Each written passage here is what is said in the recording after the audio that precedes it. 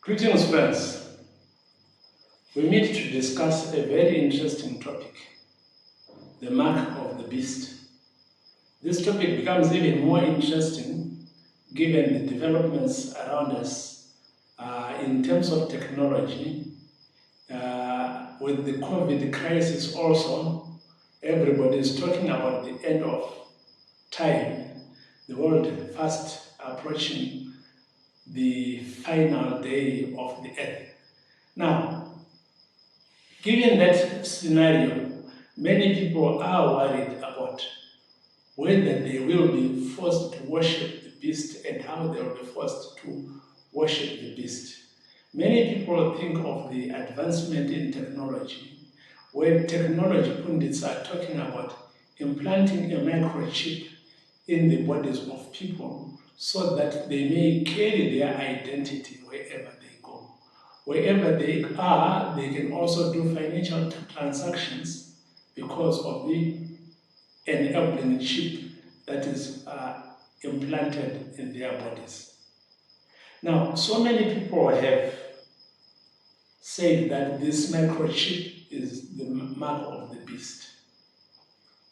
Our discussion this time is intended to shed some light on what the mark of the beast really means. And our guidance is going to come from the Bible and the Bible alone. According to Amos chapter 3, verse 7, God will not do anything before he tells his servants, the prophets. So if we want to know what is about to happen in our world today, if we want to understand the events that are taking place around us, then we need to go back to the prophets. What do the prophets say? If we get to hear what the prophets say, then we will understand where we stand in terms of prophetic time. We will also understand what this mark of the beast is and what it really implies for our generation. According to Revelation chapter 10, verse 7, God will accomplish, the mystery of God will be accomplished through his prophets. The prophets have declared things, and these things that have been declared by the prophets will show us the mystery of God. Jesus himself, speaking in Matthew 24, verse 14, he also warns us about the apocalyptic period in our lives. The apocalyptic period simply refers to the days that precede the end of time for this earth, the days before the second coming of Jesus Christ. And it says, when you see the abomination that causes desolation, spoken of by the prophet Daniel, standing in a holy place, then you should understand that the end is close. Now, the abomination that causes desolation, standing in a holy place, gives the impression that it is an issue of worship. Something that is abominable will stand in the house of God and purport to be holy. It will exalt itself and it will try to supersede everything that is godly. That is the abomination of desolation. Now, when we understand what that abomination of desolation is, we'll also understand better where we stand in terms of prophetic time. The real issue that Christ is simply saying is the keys to understanding prophets or prophecy are found within the prophets themselves. That is why it becomes even more urgent for us to study the book of Daniel. Daniel chapter 8, verse 26 indicates that when Daniel saw a vision, he was instructed to seal up or to close or to shut up the vision until the time of the end. Without getting carried away and trying to explain how and why we know that these are the times of the end or these are the last days, if we take it on faith, subject of another discussion, we know that we are living in the last days. According to Paul, the mystery of ungodliness is even at work. It started working in the day of Paul. It works to this day. And Jesus says, this generation shall not surely pass before the end, or before the man of sin is revealed, and before the second coming of Christ. So when we look at all those things, we understand that the answers to our questions are going to be found in the Bible. Now, Daniel makes a reasonable starting point to understand also when we talk about the mark of the beast, because in Daniel there is so much talk about beasts, and also an explanation of what a beast refers to. Daniel 7 in particular summarizes the history of nations through the kingdoms of the earth. It starts with the Medo-Persian Empire, which is also represented by the lion. Then, sorry, let me take that again, my apologies. It starts with the Babylonian Empire, which is represented by the lion, followed by the Medo-Persian Empire, which is represented by the bear. We know that the Medo-Persian Empire is defeated by Alexander the Great, ushering in the Third Empire of Greece. And that Empire of Greece comes to its end as it is defeated by the Empire of Rome. Rome being the fourth and final empire, most of the things that should happen in the apocalypse, therefore, need to happen within the realm of the Roman Empire, or what remains of the Roman Empire. Now, when we look at Daniel chapter 7, it is divided into a number of sections. The first section, which covers the first 7 verses, it shows us the empires as they rise. But after this, the final empire, the fourth empire, or the fourth beast, then we see a period of judgment. Judgment takes place between verses 9 and 12. And then as we go to verse 13 and 14, we find Christ establishing his everlasting kingdom. Now, looking at these 3 prophetic periods, we are left with a very interesting question. What then is the meaning of a beast in a prophecy? That answer comes when we go to verses 16 and verse 17 of Daniel chapter 7. And it says, the beasts are 4 kingdoms which shall arise from the earth.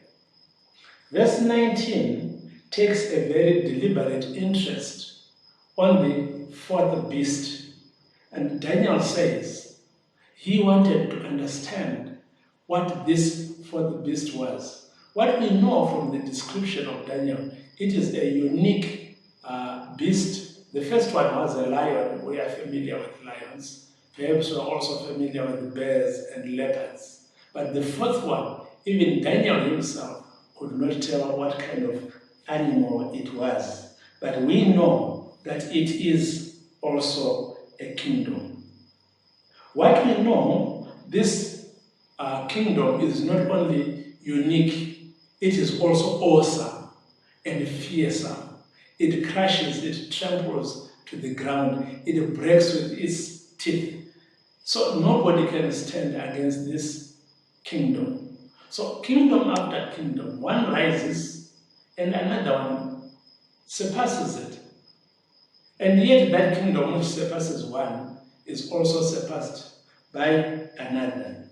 We'll notice that the 4th kingdom, or the 4th beast, has got 10 horns or 10 kings which arise out of the same beast. And if we are saying that it's 10 horns or 10 kings which are arising out of this 4th beast, the Empire of Rome, then we need to have proof that there are 10 states or 10 empires or 10 kingdoms that will rise out of this particular kingdom.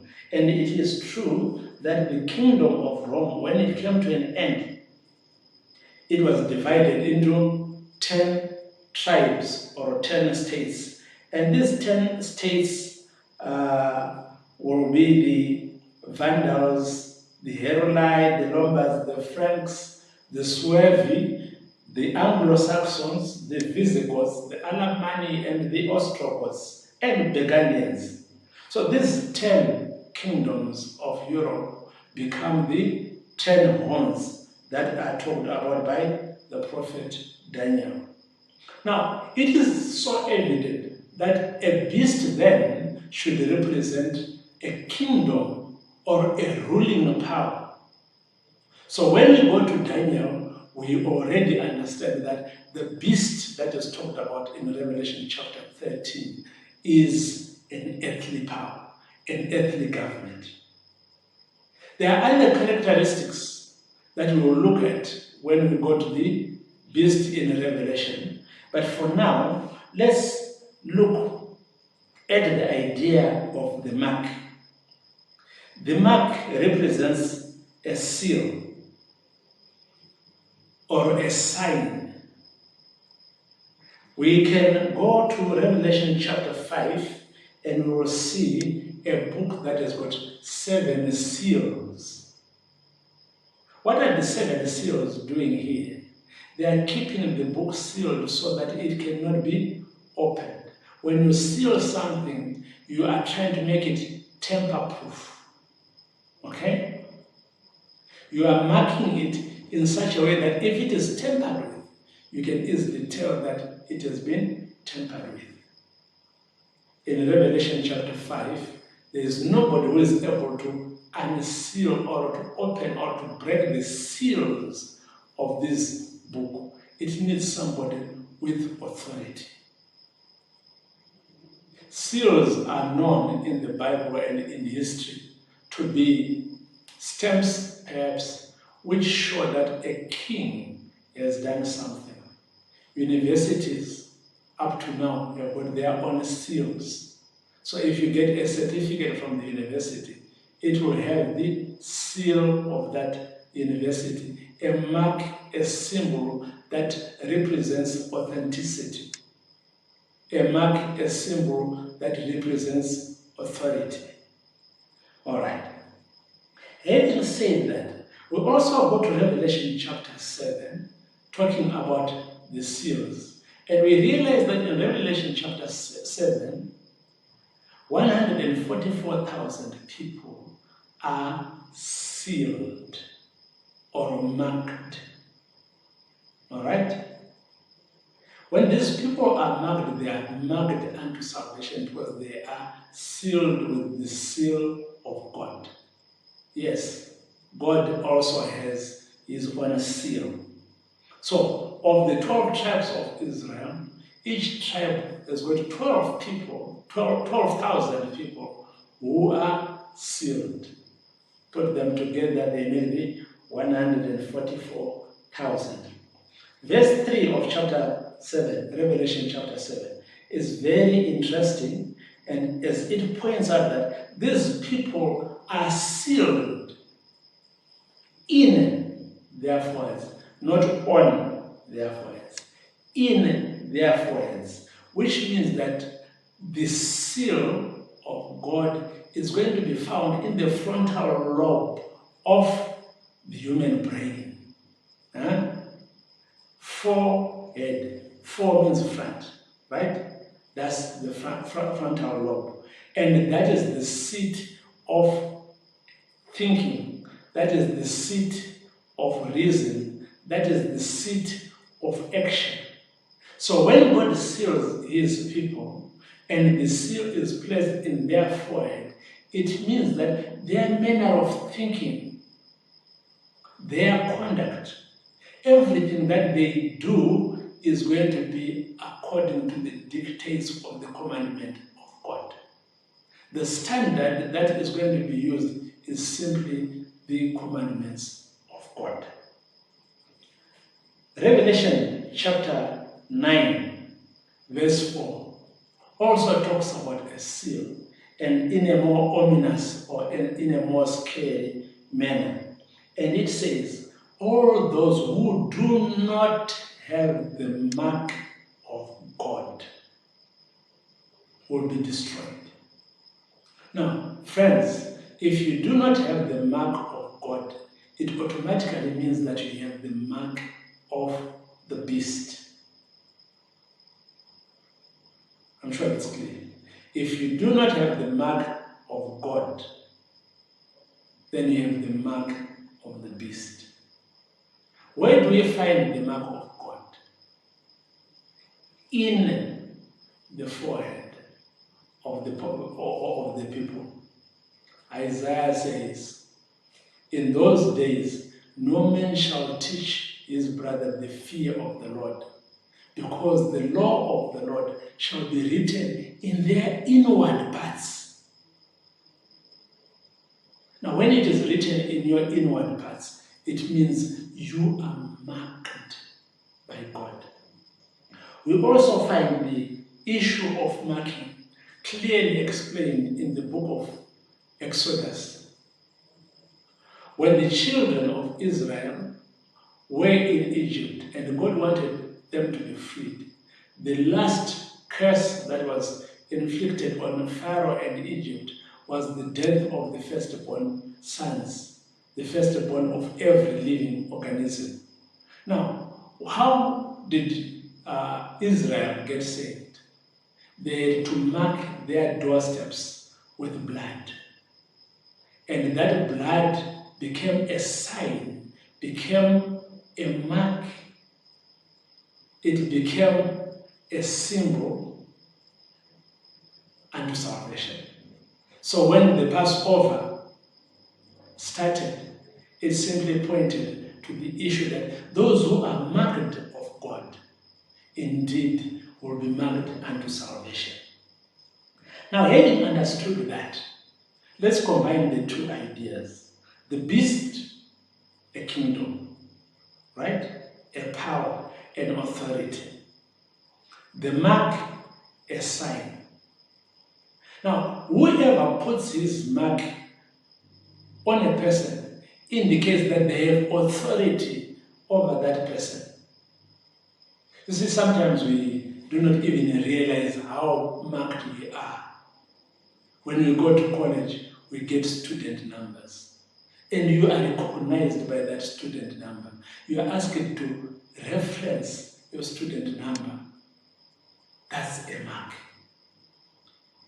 In our governments, everybody has got an ID card. On that ID card, you have a unique identity number. The whole country, the whole nation, and perhaps the whole world, there's nobody else who shares your identity number.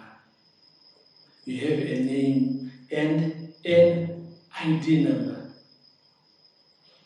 All right. Now, Revelation chapter 13, verse 18 talks about wisdom. Here is wisdom, right? Let those that have wisdom calculate the number of a man. And that number is 666. So it is also the name of a man. All right? Now, Revelation chapter 13 does not leave us in darkness. It gives us so much information so that we may understand beyond reasonable doubt who the beast is. Right? And certainly what the mark is. We can search in the scriptures and find understanding about the mark. Now, friends, if the Bible is saying the mark of the beast shall be in the forehead and on the hand, why in the forehead? Because it's the seat of reason. That is where your mind power is, and something that controls your mind. It has got its seal on you. It rules you. It has authority over you. Just like the government gives you an identity number, and then you also pay homage or you show your allegiance to a country by possessing either their passport or their identity card. You are a citizen. So, the mark of the beast makes you a citizen of the kingdom of the beast. The mark of God makes you a citizen of the kingdom of God. What do these two marks have in common? They will be put on the forehead, which means people will fully subscribe, consciously subscribe to the governance of the beast. They become citizens of the kingdom of the beast, while others consciously subscribe and decide to become citizens of the kingdom of God. The mark on the hand symbolizes action, the work that we do, right? And sometimes we are actually forced, we are coerced into doing things. Our circumstances quite often force us to do things that we wouldn't want to do under normal circumstances.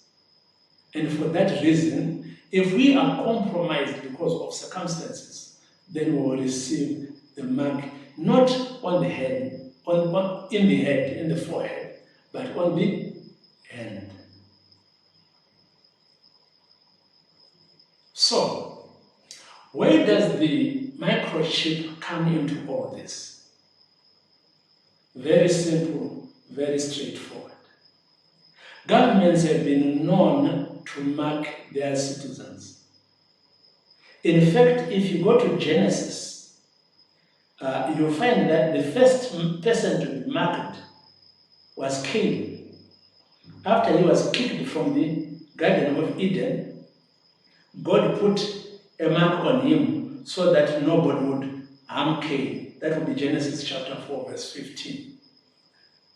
So Cain had a mark. I'm not so sure whether it was on the forehead or on the head, but it was easy to identify that this is Cain. Do not touch Cain, because God would avenge Cain 7 times. Okay. Now, in the old governments, during the early colonial times, every citizen was given an identity card with their name and their signature. As time passed by, a thumbprint was added because the technology could now be used to read thumbprints. If you committed a crime, then if your prints were collected on the crime scene, they would be run against the database of thumbprints, and perhaps they would be able to identify the criminal. Unfortunately, given the increasing numbers of people in the world, imagine if we still had to rely just on thumbprints. It would be very difficult. So technology kept improving. What did they do? Instead of just your thumbprint, they also took a picture. So they added the amount of detail. Does your identity number change? No, it doesn't. But now they have your thumbprint, they also have your face. So it is easier to check against certain databases to find a criminal or to find a person who is wanted for whatever reason. Information is being collected. Now, as technology keeps improving, now we have got face recognition technology. If they really want to find you, as you walk around different places in towns, there are cameras which will be taking pictures of everybody. And if there is a specific person that they are looking for, they will put an alert Once a camera picks, the database identifies that face, facial recognition technology. What are we saying?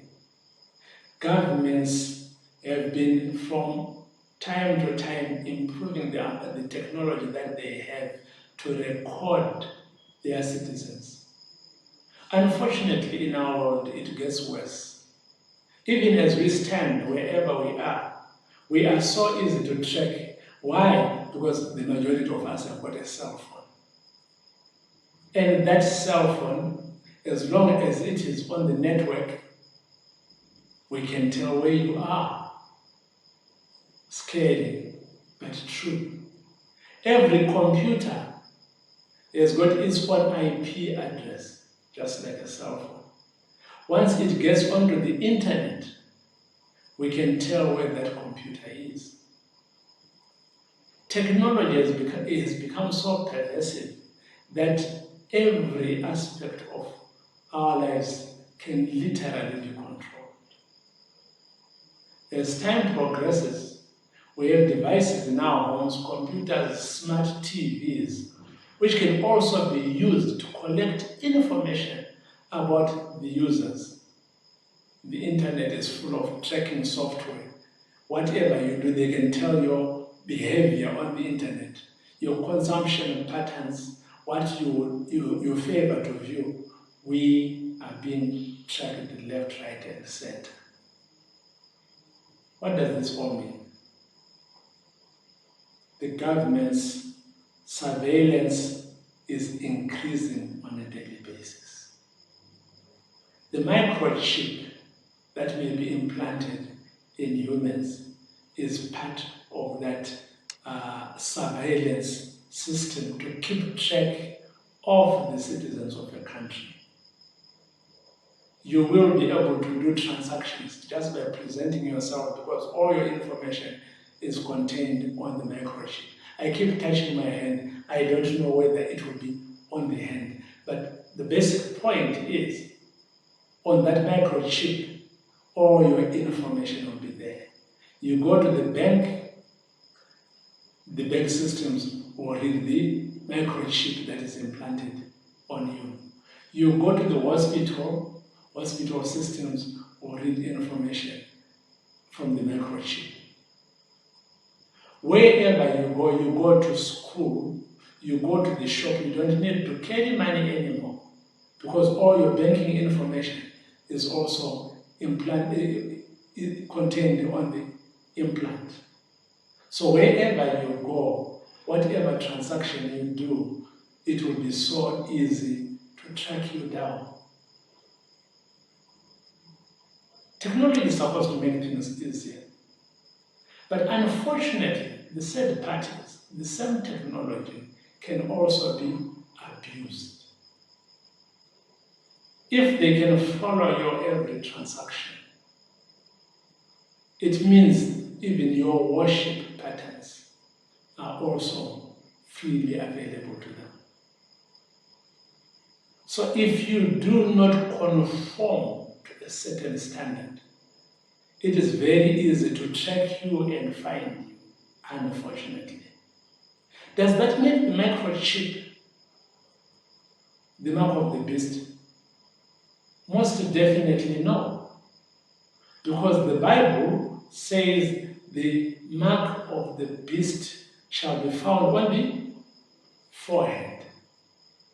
The manner you think.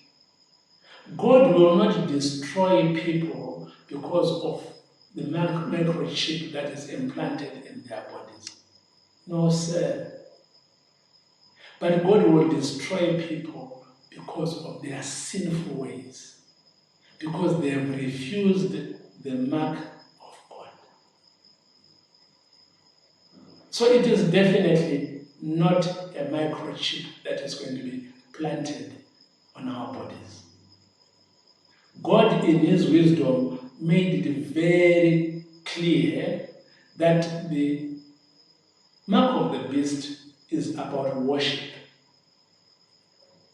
The microchip on your body does not tell you what to or what not to worship. Worship is a personal matter. It's a personal decision.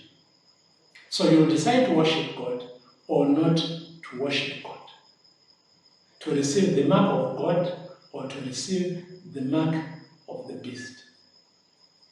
The microchip will be mandatory for every citizen.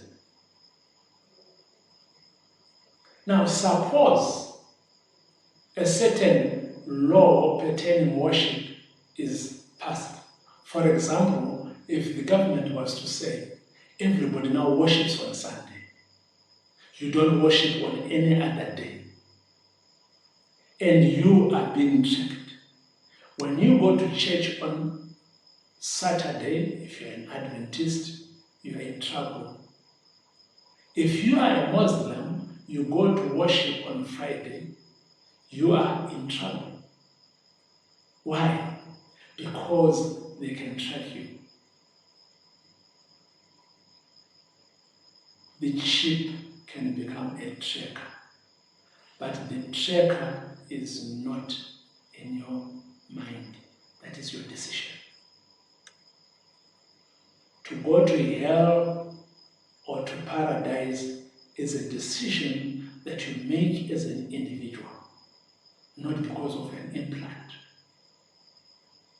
In the days of Daniel, Meshach and Abednego, the Hebrew boys decided not to bow before the statue created by the king. Why? Because the law of God was written in their foreheads. It doesn't mean that they were the only Jews who were in captivity in Babylon at that time. There were others. But others chose to compromise. They bowed before the image and they worshipped the image. Why? Because they were afraid of the consequences. So those people, in the light of Revelation, actually received the mark of the beast, not in their minds, because in their minds they knew that there's one true God that should be worshipped. But their actions, their works, were so compromised to the extent that they worshipped the commandment of the king. They worshipped the image set up by the king. And this is the matter that is at hand, my brothers and sisters. Your decision, whether conscious or unconscious, will determine whether you are marked for heaven or you are marked for hell. Let me reiterate this. The microchip, yes, it can be used to persecute non-conformers in society.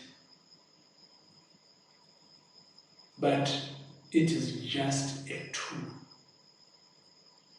A gun in the hand of a soldier is a weapon to defend a nation. But the same gun in the hand of a robber may mean death to a citizen. So shall we blame the gun? No. But who is behind the gun? A stone can be used to build a wall, but the same stone can be used to crush somebody to death. Shall we blame the stone? No. So my call to you, brothers and sisters, is not to be afraid of technology. Embrace technology. There is a lot of good technology. There is a lot of benefit that will derive from this new technology. However, while you embrace that good technology, remember that there's only one who deserves your worship, the God of heaven. And the mark of God is in your mind. May you be sealed for heaven. Refuse the mark of the beast. Anything that is not the mark of God is the mark of the beast.